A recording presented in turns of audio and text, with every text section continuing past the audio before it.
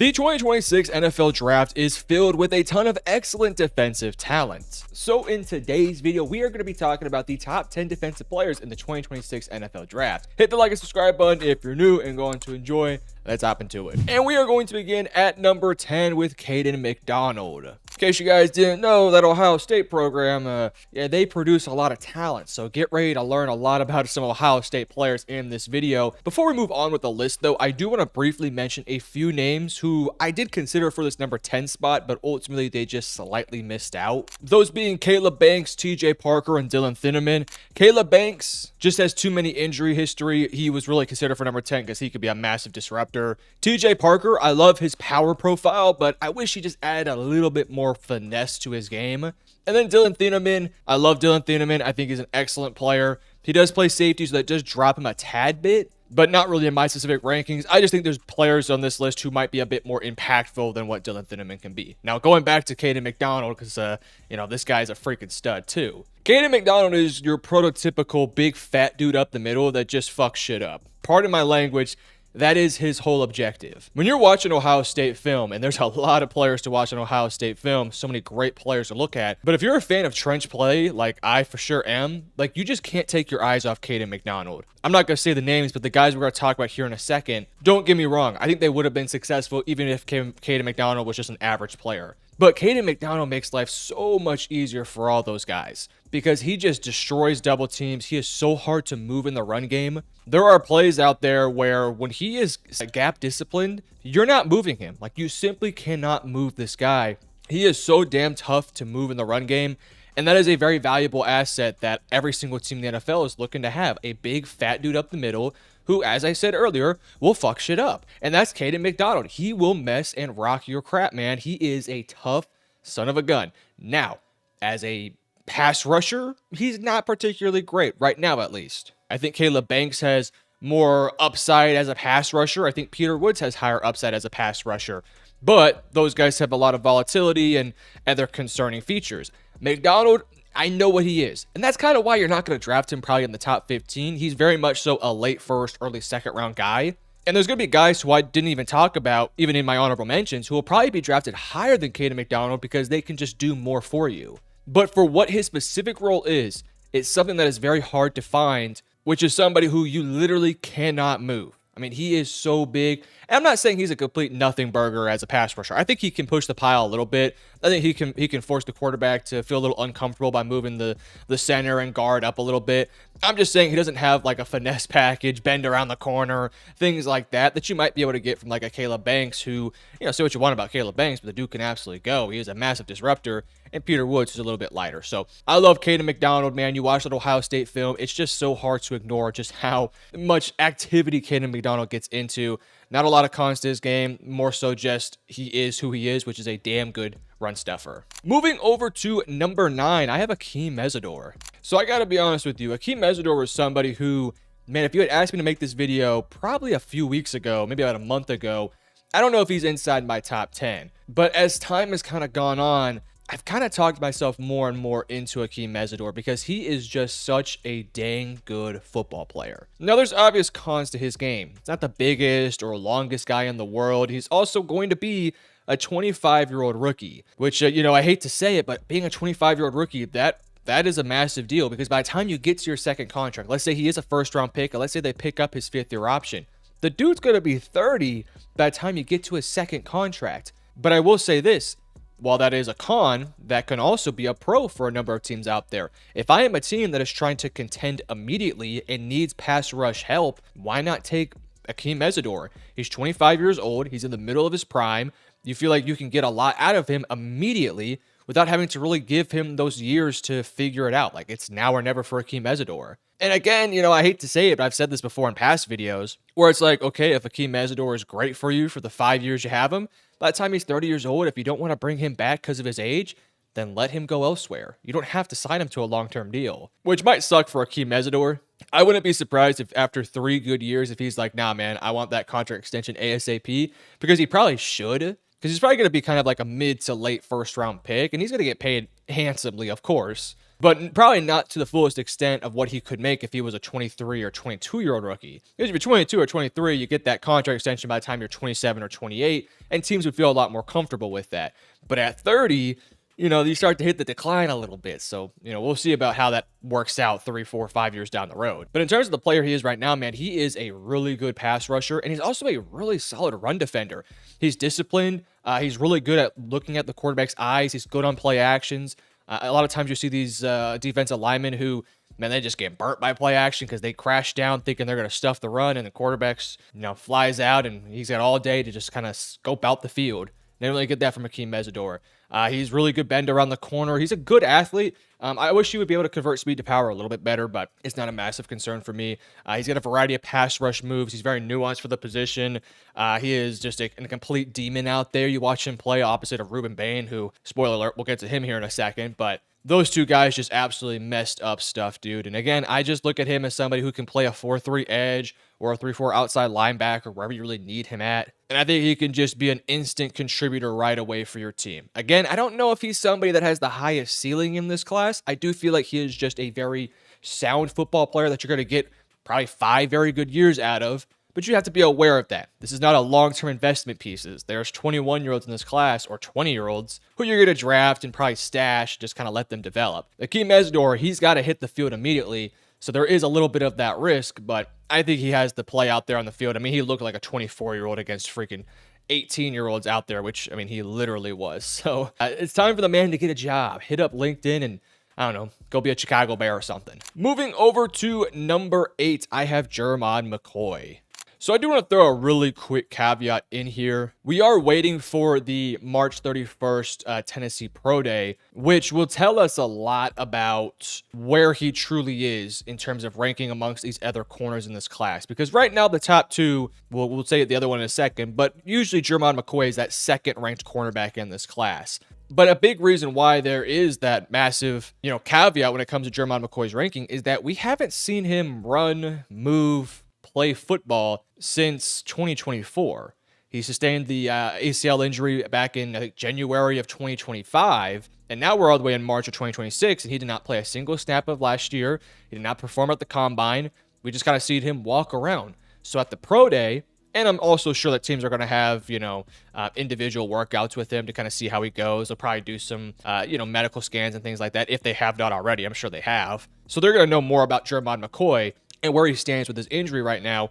But as a fan, as somebody who doesn't have all that background information and hasn't seen him play at the pro day, I don't know what he looks like. And I'll tell you from, honestly, personal experience, somebody in my family has had a knee injury. It took them a little bit to get back to moving around because it is a very difficult thing, both physically and honestly mentally too, to get back in the mind frame of being able to use that knee with no concern at all.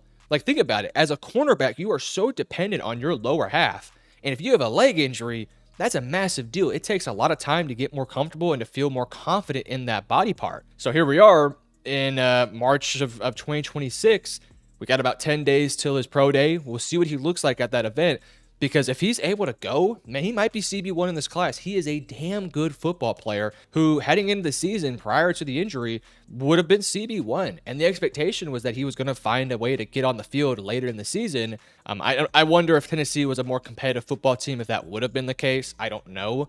But he did not show up, which is unfortunate because it would have been nice to get at least like 1 or 2 games out of him. But it also might have been the best decision for him to not do it because there still is that mystery intrigue with him. But he is such a physical playmaking football, man. He is a feisty guy. He's willing to put his hands on you. He's a good athlete. Obviously, prior to injury, we'll see what he looks like post-injury. But he's a good athlete with fluid hips. He anticipates really well in zone coverage and man coverage. He's sticky. He's a playmaker. He makes plays on the ball. All those sort of things are nice. My big, and there's a couple like small concerns you have about his game. But for me, the big one is just the injury. If he goes to the pro day, moves well, and performs well throughout, the independent workouts and things like that, we're talking about somebody who can be a top 10 pick. No doubt in my mind. But if we're in a situation where maybe he has a bad pro day and the knee issues are still kind of flaring up, then you might see teams just completely take him off their first round board, and we might have a Will Johnson 2.0 situation. It's crazy. I think Jeremiah McCoy is a hell of a player. He's just got to get healthy. So he's at my number 8. Moving over to number 7, I have Emmanuel McNeil Warren. Toledo always has a couple of guys, man, who just somehow make it into like these like top 100 big boards. And Emmanuel McNeil Warren is the next one up. And he's been flying up draft boards for a very good reason.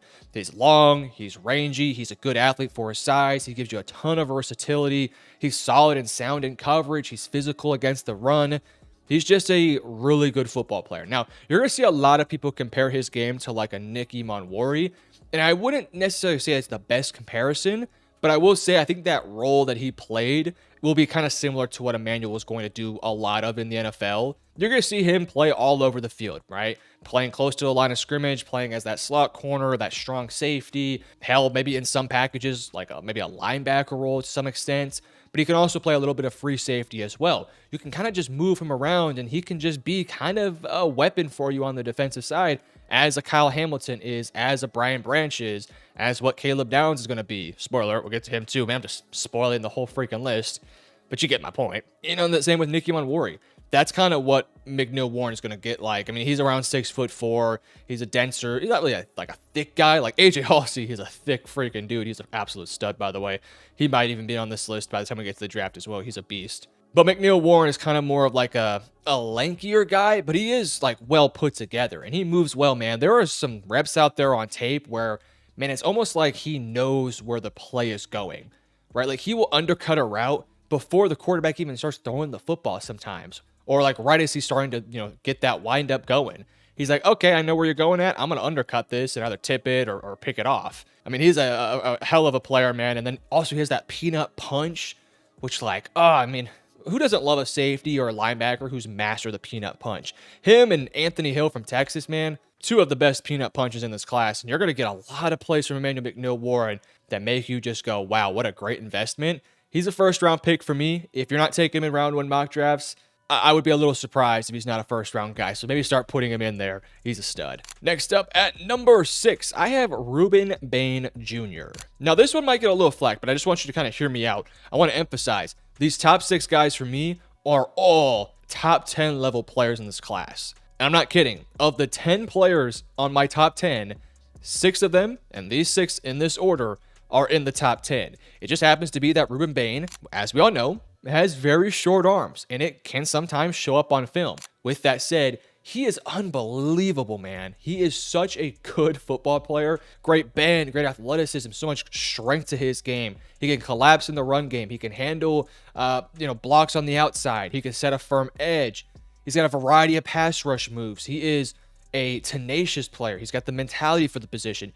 Everything you want is there. But man, the short arms, they at times show up on tape. When he goes up against longer, lengthier tackles and I guess guards on the occasion, and they get to his chest, he doesn't really have the arm length to get off those blocks. Like I could imagine somebody like a Trent Williams giving him issues. Like prime Tyron Smith. I know there's not a Tyron Smith in the league right now, but like prime Tyron Smith, I feel like he could just destroy Ruben Bain Jr. just because of the arm length. I mean, Tyron Smith could destroy any pass rusher, not named like J.J. Watt, but even J.J. Watt, I mean, that was a battle between those two. But like the Olu Fashanus of the world, right? The Armand Membus, with how long and rangy they are, I feel like they could hold up fairly well against Ruben Bain.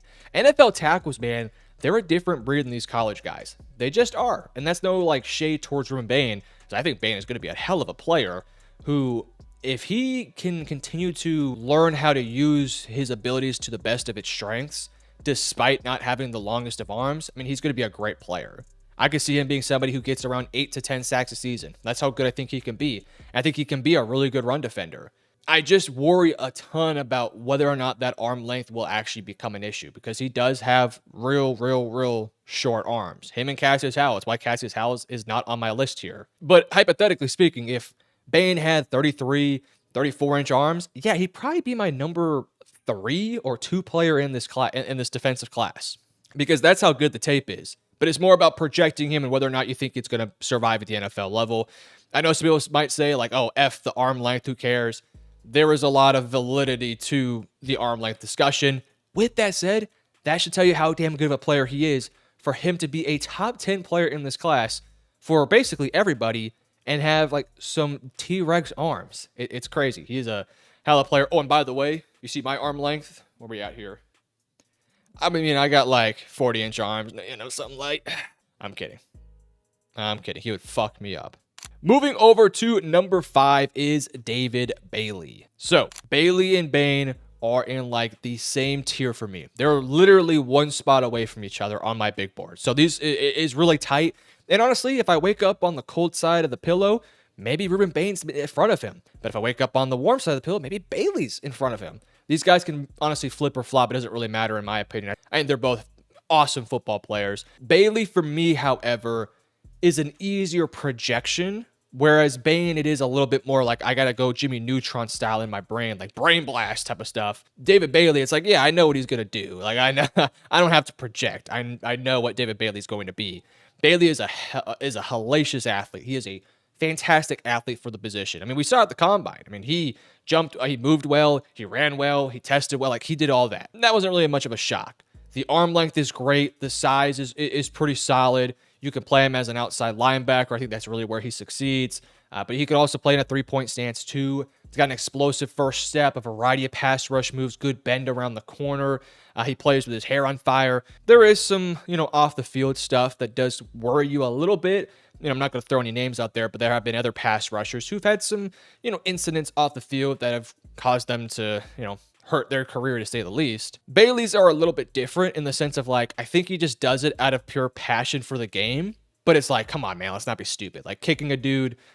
He kicked a dude, I want to say, at Stanford. And then last year he got in a fight with a photographer. Like, just don't do that stuff, man. Like, be a professional. But outside of that, man, the play on the field is really good. He had the production this year. And I also think, like, you know what, man? He's not bad against the run, right? There's other pass rushers in this class who are also a little bit maybe freaky athletic and maybe just a tad undersized, like a little bit below 250. But it's like they're just bad against the run. Look at like Malachi Lawrence, for example, Romello Heights, et cetera, et cetera. David Bailey's good against the run. All right, let me rephrase that. He's okay against the run. He can hold his own. And I think there is a ceiling for him to actually be a decent run defender in the NFL, which means I think he could be a 3-down guy. But as a pure pass rusher, like he's got it all. And he's got that arm length too, which is why he's like slightly above Ruben Bane. Bane is very fun to watch and is very good. And they're kind of going to play probably different roles at the NFL level. But, again, depending on the day, depending on the hour, those two might be flipped. It's really close in my opinion. Moving over to number 4, I have Mansour Delane. And I love Mansour Delane, man. I love him.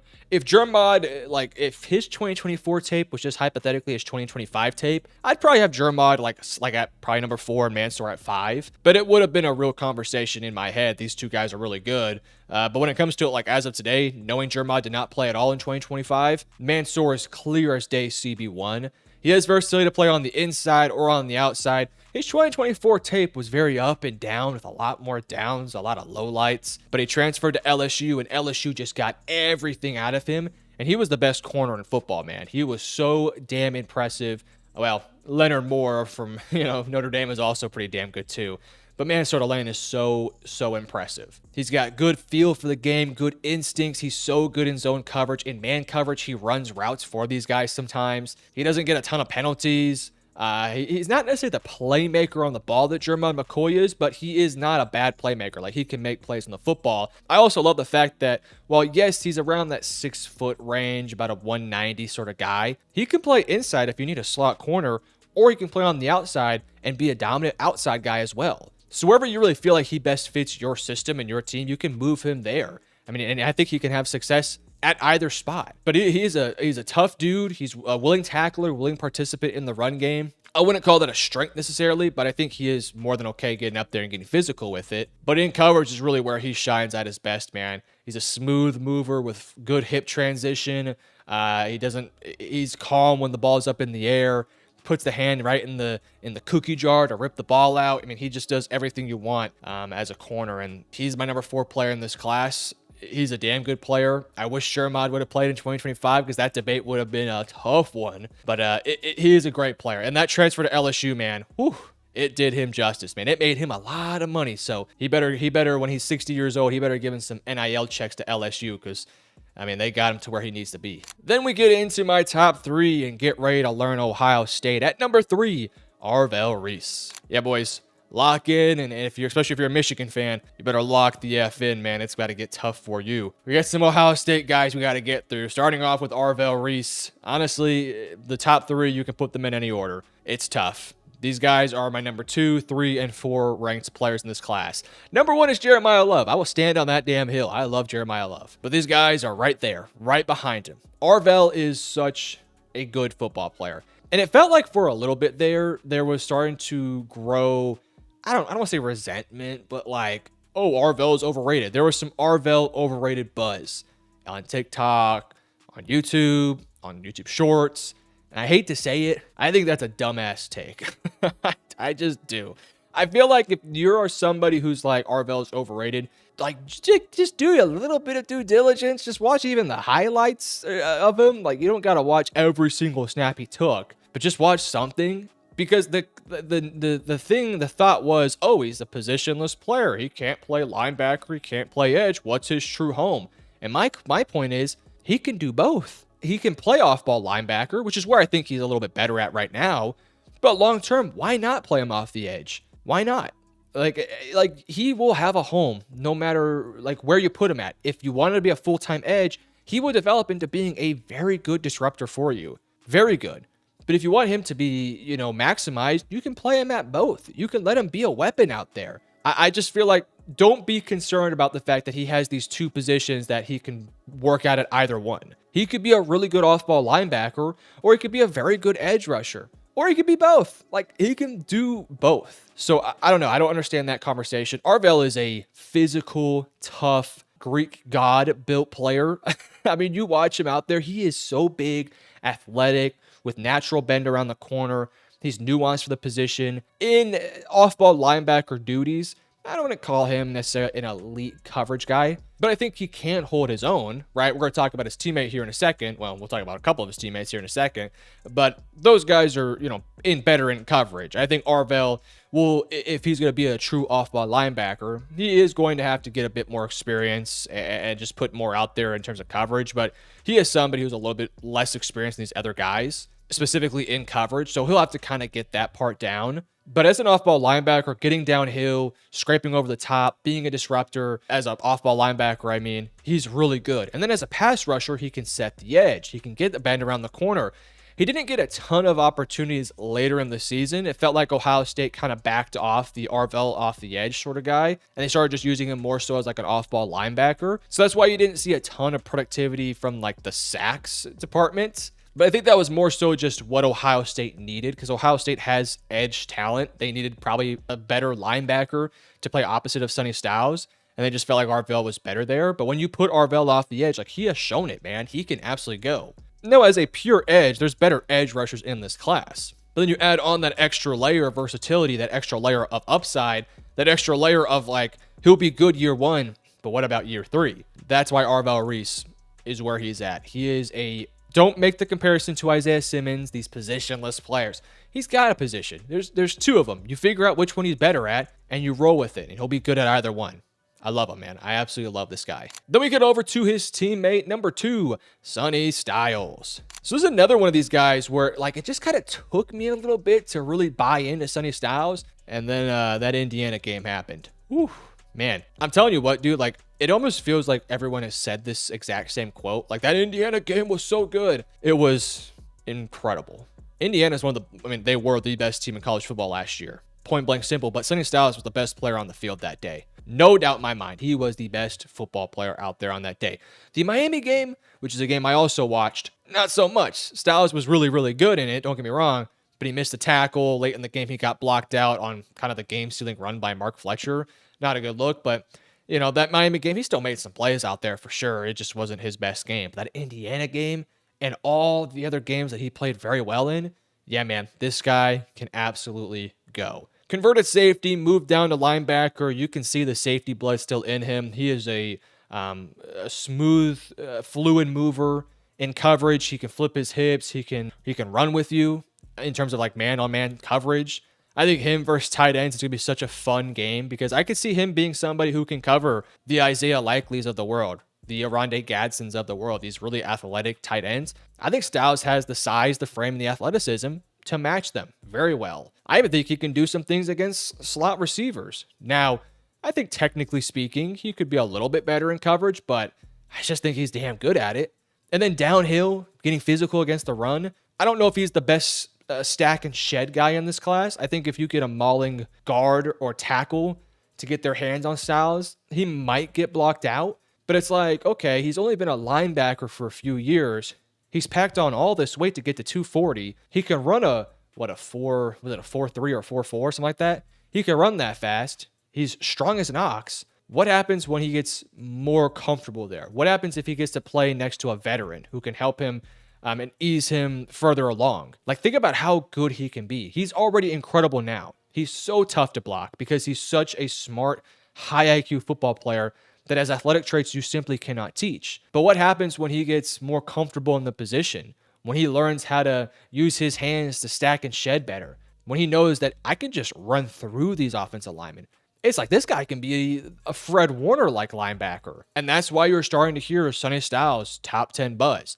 Now, the reason why you're seeing Arvell and even like the Baileys and Baines be a little bit higher than Styles does play a true off-ball linebacker role. I think you can use him a little bit off the edge, like a blitzer, but I don't think that's his strong suit. I do think, point blank simple, he's an off-ball linebacker. And off-ball linebackers, when you don't have a ton of that versatility like an Arvell does, they just don't have the same value because you can find good linebackers late in drafts. I mean, we've seen, hell, Fred Warner wasn't a first-round pick. I don't know exactly when he was drafted, but he wasn't a first-round pick, and he's the best linebacker in the league. So you can find good linebackers later in the draft. So there's going to be teams out there in that top 10 that have to ask themselves the question, do we take the talent in Sonny Styles, or do we take the talent of Mansour Delane and any of these other guys and pass on Styles and just draft a linebacker later and feel like we can get a good enough player to fill that role? That's the question everyone's going to have to ask themselves. I think Styles is too damn good to pass up, though. But then, of course, we get to my number one, and it is Caleb Downs, the safety from the Ohio State Buckeyes. Gotta be honest with you.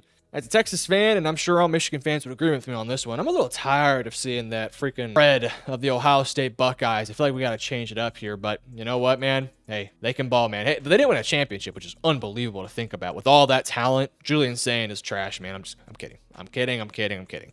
He's young.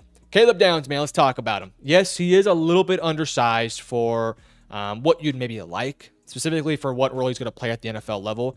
I don't give a damn, son. I don't give a damn. He's good enough size for me to pass by. Around that 5'11", almost 6 foot range. You know, he's a stronger, thicker guy. There are the knee issue concerns. If that knee issue concern is a real thing, and by the way, I've asked people in the know, they said it's kind of an overblown thing, so it's not too big of a concern. But for some teams, it might be. We'll have to wait and see like what that kind of progresses like as we get towards the draft. Kind of feels more like it's one of those things where teams are trying to get him to fall down the board a little bit. Oh no, he has an Achilles injury. He probably doesn't, okay? That's kind of the season we're in right now.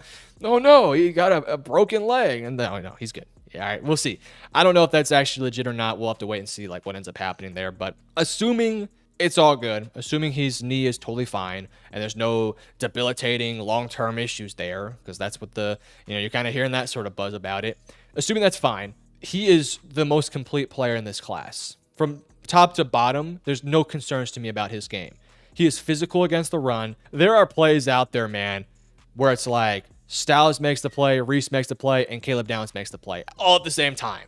I mean, those guys are unbelievable. And Downs, he's just always in the right place at the right time. He's not afraid to get his nose dirty, but he's also damn good in coverage. Like, he could play that free safety role, that strong safety role. You're going to see him be used all across the field, like a Brian Branches for Detroit, like a Kyle Hamilton. He's going to play that role very well. Put him close to the line of scrimmage. He's physical.